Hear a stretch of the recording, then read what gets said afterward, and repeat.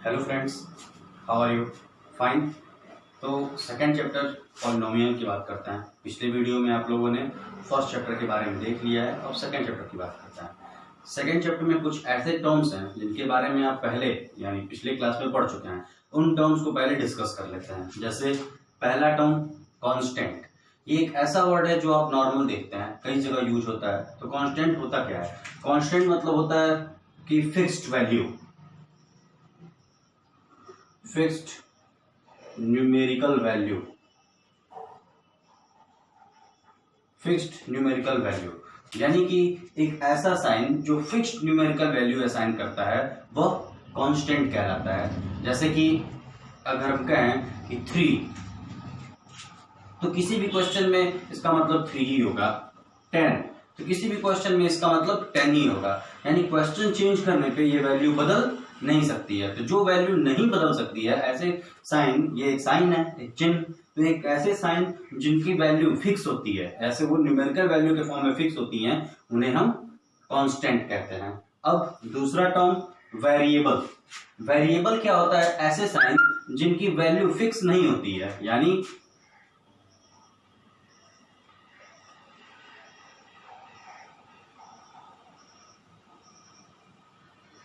Different values, यानी ऐसे science जिनकी वैल्यू हर क्वेश्चन में अलग अलग होती है। यानी हर साइन में, यानी ऐसे साइन हो जाएंगे जैसे x मान लिए, तो x + 3 = अगर 10 है तो x की वैल्यू यहाँ पे 7 हो जाएगी। इसी क्वेश्चन में अगर कोई और क्वेश्चन हो जाए और 10 की जगह 16 हो जाए तो यहाँ वैल्यू बदल के 13 हो जाएगी। यानी x कैसी वैल्यू है? ऐसी वैल्यू जिसका क्वेश्चन बदलने के साथ, यानी वैल्यूज बदलने के साथ इसकी खुद की वैल्यू भी बदलती जा रही है, तो वो क्या हो जाता है? Different values. डिफरेंट वैल्यू होती है वेरिएबल। ठीक।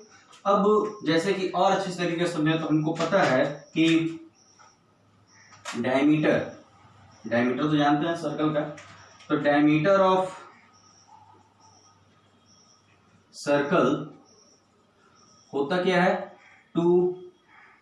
2r, यानी रेडियस का डबल, तो d = 2r, यही हुआ ना, d = 2r। तो इस कंडीशन में 2 क्या है? एक कांस्टेंट। लेकिन इसी में d और r क्या है? वेरिएबल। क्यों? क्योंकि r की वैल्यू जैसे जैसे बदलेगी d की वैल्यू भी बदलती जाएगी। ठीक, तो ये होता है वेरिएबल। अब आते हैं कोएफिशिएंट पे कि कोएफिशिएंट क्या होता है। अब जैसे कि हम जानते हैं कि कोएफिशिएंट के बारे में कि जो भी वेरिएबल होते हैं, उन वेरिएबल्स के जो न्यूमेरिकल साइन, जिस न्यूमेरिकल साइन के साथ वो असाइन किए जाते हैं, वो उसका कोएफिशिएंट होता है। जैसे 2x²। ठीक, अगर ये एक टर्म है, पॉलिनोमियल का एक टर्म है, तो इसमें x² का कोएफिशिएंट कौन है? 2 है। अगर ये 9x है तो x का कोएफिशिएंट कौन है? 9 है। -9x है तो इसका x का कोएफिशिएंट -9 है। तो ये कोएफिशिएंट होता है। अब आगे दे रहा है डिग्री ऑफ पॉलिनोमियल। तो डिग्री ऑफ पॉलिनोमियल क्या होता है? यानी जो भी पॉलिनोमियल लिखा होता है उसकी जो सबसे मैक्सिमम डिग्री होती है, जो सबसे मैक्सिमम पावर होगी, वो उस पॉलिनोमियल की डिग्री होगी। जैसे 9x² + 7x⁴ + 3x + 9x⁹ ये एक पॉलिनोमियल लिखे हैं हम, एक ऐसा नॉर्मल एक लिखे हुए हैं। अब इसको अगर हम देखें तो इसमें क्या हो रहा है? इस एक्सप्रेशन में क्या होगा?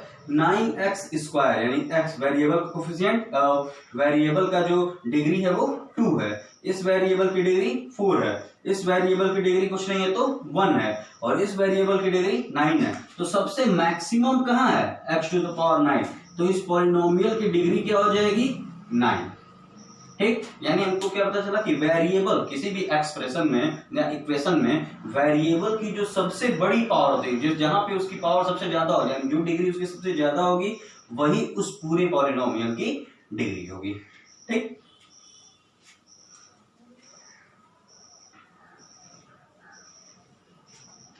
अब इसी डिग्री के आधार पर जो हमारा पॉलिनोमियल होता है वो 4 तरीके का होता है। लीनियर पॉलिनोमियल, जब डिग्री 1 हो, जैसे x + 1, ठीक, तो x की डिग्री 1 है, तो ये हो जाएगा लीनियर पॉलिनोमियल।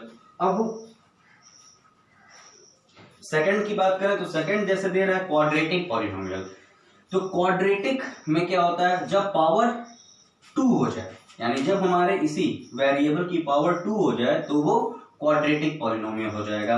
क्यूबिक पॉलिनोमियल, जब हमारे वेरिएबल की पावर यानी इस एक्सप्रेशन की डिग्री जो है वो 3 हो जाए तो वो क्यूबिक पॉलिनोमियल कहलाता है। और बाई क्वाड्रेटिक, जब पावर 4 हो जाए, यानी डिग्री के अकॉर्डिंग हम देख रहे हैं, जब पावर 1 था तो लीनियर था, अलग अलग अगर कर दें, पावर 1 है तो लीनियर है, पावर 2 हो गया तो जब डिग्री इसकी 2 हो गई तो ये क्वाड्रेटिक हो गया।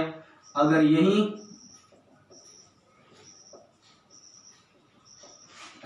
इसकी पावर 3 यानी हमारे इस पूरे एक्सप्रेशन की पावर 3 हो गई तो ये क्यूबिक हो गया। और अगर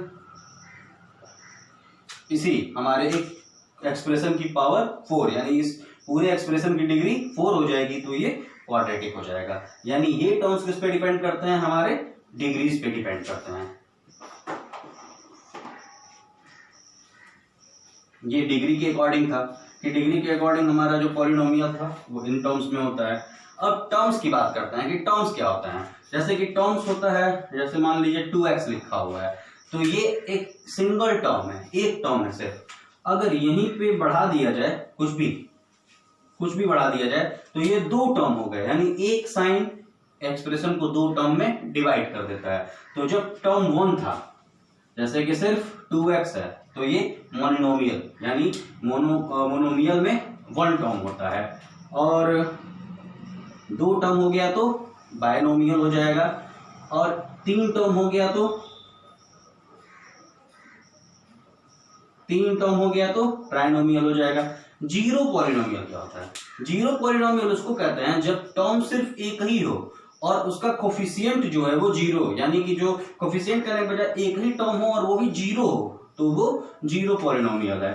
जैसे 0x का पावर 2, तो ये क्या है, जीरो पॉलिनोमियल। यहां x का पावर कुछ भी हो जाए, 8 ही क्यों ना हो जाए, ये जीरो पॉलिनोमियल है। ठीक, कांस्टेंट की बात करते हैं। कांस्टेंट पॉलिनोमियल तो जैसे कि नाम से पता है, सबसे पहले ही बता चुके हैं, जिसकी वैल्यू फिक्स यानी 7, 9, 11 कोई भी हो, ये क्या होगा, फिक्स्ड यानी कांस्टेंट पॉलिनोमियल होगा।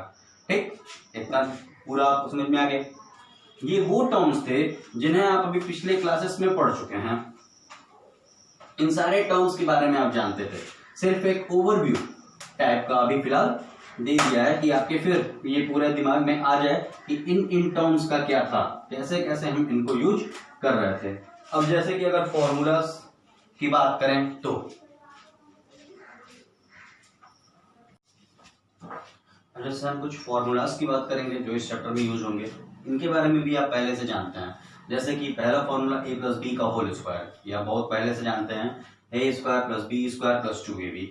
इसमें एक और फॉर्मूला इसका बनता है a प्लस बी के होल स्क्वायर में कि a माइनस बी का होल स्क्वायर प्लस 4ab। ये कैसे, तो हम क्या करते हैं, a माइनस बी का होल स्क्वायर होता है a square plus b square minus 2ab, और इसमें क्या जुड़ गया है, प्लस 4ab। तो प्लस माइनस माइनस हो गया, साइन लगेगा बड़े वाले का, वो क्या जाएगा, a square plus b square plus 2ab, यानी यही पुराना फॉर्मूला। तो इसीलिए इसका एक और फॉर्मूला बन जाता है a माइनस बी का होल स्क्वायर प्लस 4ab। ठीक, अब इसके बाद आता है a माइनस बी का whole square, a minus b का whole square, a minus b के होल स्क्वायर में a square plus b square minus 2ab, ये तो हमारा नॉर्मल फॉर्मूला। अब इसमें a प्लस बी का होल स्क्वायर माइनस 4ab, ये एक टर्म जुड़ जाता है, यानी ये एक नया फॉर्मूला इसका बन जाता है। उसी सेम तरीके से जो माइनस 4ab है, प्लस माइनस माइनस हो जाएगा, माइनस होते ही बता देता है, जैसे कि a square plus b square plus 2ab minus 4ab, plus minus minus sign लगेगा बड़े वाले का, होगा क्या, a square plus b square minus 2ab, यानी यही a माइनस बी का होल स्क्वायर का फॉर्मूला बन जाएगा। ठीक, अब इसके बाद आता है a square minus b square, तो a square minus b square यानी a प्लस बी और दूसरे ब्रैकेट में a minus b. A plus b का होल क्यूब, तो a cube plus b cube plus 3ab bracket में a प्लस बी। अब यहाँ पे जो ब्रैकेट में 3ab और ब्रैकेट में a प्लस बी है, इसको जब हम करेंगे तो ए क्यू का ए क्यू, बी क्यू का बी क्यू, 3ab का a से मल्टीप्लाई कर दिए तो 3a स्क्वायर बी, और 3ab का है b से मल्टीप्लाई कर दिए तो 3ab स्क्वायर। अगला फॉर्मूला हो जाएगा a माइनस बी का होल क्यूब, तो a cube minus b cube minus 3ab bracket में a माइनस बी। इस फॉर्मूले में भी सारे टर्म वही हैं। यहां से 3ab का a में कर दिए तो 3a square b minus minus plus हो गया, और 3ab का b में मल्टीप्लाई कर दिए तो 3ab स्क्वायर। अगला formula a cube minus b cube, a cube minus b cube में होता है जब यहाँ प्लस है तो ये वैल्यू प्लस में होगी, यहाँ माइनस है तो ये वैल्यू माइनस में होगी, और अगर प्लस है जब ये वैल्यू प्लस है तो ए बी वाला टर्म इसका माइनस में होगा और ए प्लस बी प्लस में होगा। और इसी सेम कंडीशन में जब ये माइनस में हो तो ए माइनस बी माइनस में होगा और ए बी प्लस में होगा। जैसे a cube plus b cube तो ए प्लस बी और दूसरे ब्रैकेट में a square minus a b plus b square, और जब a cube minus b cube है तो ए माइनस बी और दूसरे ब्रैकेट में a square plus a b plus b square. यानी वही चीज होता है, जब यहाँ प्लस है तो ये माइनस है और यहाँ माइनस है तो ये प्लस है। यही सेम चीज इसमें यूज होगा। ये आपके फॉर्मूले थे कुछ जो यूज होने वाले हैं। इसके बाद कुछ और फॉर्मूले होते हैं जो यूज होते हैं, वो फॉर्मूले हैं, उनमें कौन कौन से फॉर्मूले आते हैं, तो उसमें आते हैं ए स्क्वायर ए प्लस बी प्लस सी का होल स्क्वायर, एक फॉर्मूला ये, और एक फॉर्मूला यूज होगा a cube minus b cube sorry a cube plus b cube plus c cube minus 3abc, ये फॉर्मूला यूज होगा। देखते हैं क्या क्या फॉर्मूले थे। तो पहला बोले हैं a plus b plus c का होल स्क्वायर, ये होता है a square plus b square plus c square plus 2ab plus 2bc plus 2ca, ये एक फॉर्मूला बन जाता है। अब इस फॉर्मूले में जो ये फॉर्मूला बना है, यहां अगर b माइनस हो जाए, ठीक, तो जिस जिस टर्म में b आएगा 2 वाले में वो माइनस हो जाएगा। जैसे अगर a माइनस बी प्लस सी हो जाता है तो b माइनस है तो b इन दोनों टर्म में, यानी ये दोनों माइनस हो जाएगा। कहने का मतलब क्या होगा, अगर a minus b plus c का होल स्क्वायर हो जाए तो a square plus b square plus c square, ये तो वही टर्म होगा। जहां जहां अब b आएगा, यानी माइनस 2ab और एक b कहां माइनस हुआ, माइनस 2bc, इन दो टर्म में b आया। इस टर्म में b नहीं है तो इसको कोई फर्क नहीं पड़ेगा, ठीक। उसी तरीके से अगर c माइनस हो जाए तो c इन दोनों टर्म में, ये दोनों माइनस हो जाएंगे, ये प्लस ही रहेगा। a माइनस हो जाए तो a इन दोनों में है, ये दोनों माइनस हो जाएंगे, ये वाला प्लस रहेगा, ठीक। अगला फॉर्मूला कौन सा है, a cube plus b cube plus c cube minus 3abc। Formula होता है a plus b plus c, दूसरे ब्रैकेट में a square plus b square plus c square minus a b minus b c minus c a, ये formula होगा। अगर इस फॉर्मूले में, अगर इस टर्म में जो वैल्यू है ए बी सी की जगह पे, अगर उन तीनों को जोड़ने पे जीरो आ रहा है, यानी a plus b plus c zero आ रहा है, तो फॉर्मूला होगा a cube plus b cube plus c cube equal to 3abc, ये फॉर्मूला हो जाएगा। इसी सेम फॉर्मूले में अगर ये टर्म जीरो हो जाए तो जीरो का किसी में भी मल्टीप्लाई करते हैं जीरो ही आता है, और जब जीरो ही आ रहा है तो उस कंडीशन में क्या हो जाएगा, ये पूरा जीरो हो गया, ये और ये जीरो हो गया तो ये माइनस से इधर जाएगा प्लस हो जाएगा, तो a cube plus b cube plus c cube equal to 3abc, ये टर्म हमारा यहाँ पे बन जाएगा, ठीक।